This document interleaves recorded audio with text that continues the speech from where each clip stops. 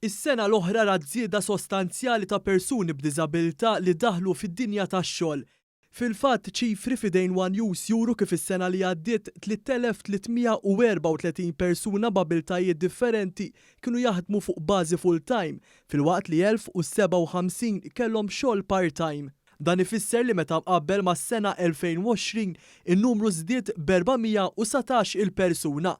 Iċ-ċifri juri żieda pożittiva wkoll mis-sena 2015 kif kien hemm 2073 persuna b'diżabilità li sabet xogħol. L-2017 kienet l-aktar sena li rat żieda kif 649 persuna b'diżabilità daħlu fid-dinja tax-xogħol. Fis-sena msemmija kien hemm kważi 3500 persuna b'diżabilità taħdem. Bis-sena 2020 rat numru sostanzjali ta' persuni b'diżabilità jaħdmu. B'kollox fis-sena li faqqet il-pandemija kien hemm qrib l-4000 persuna b'diżabilità tikkontribwixxi fl-ekonomija Maltija. Kollox juri li l-fatt li l-persuni b'diżabilità jibdew jaħdmu qed iħalli impatt ferm pożittiv fuqhom kemm minn aspett soċjali u anke dak fiżiku. Dan ikkonfermatu Doreen Cutrona, direttur maniġerjali ta' kumpanija li magħha tħaddem żewġ persuni b'abiltajiet differenti. Ma' One Use anke waqt li segwejna ftit mill-ħidma li jwettqu hija spjegat kif maż-żmien rat progress fihom. Aħna nagħtu opportunità lil dawn il-persuni b'abilitajiet differenti.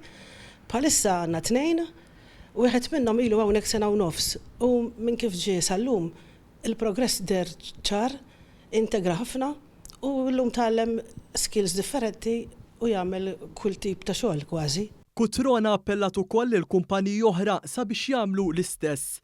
Intant il-Ministru għall-Inklużjoni Giulia Farrugia Portelli qalet kif il-Gvern ma waqafx jinvesti fil-qasam tad-diżabilità anke sabiex huma wkoll isibu opportunitajiet f'ħajjithom.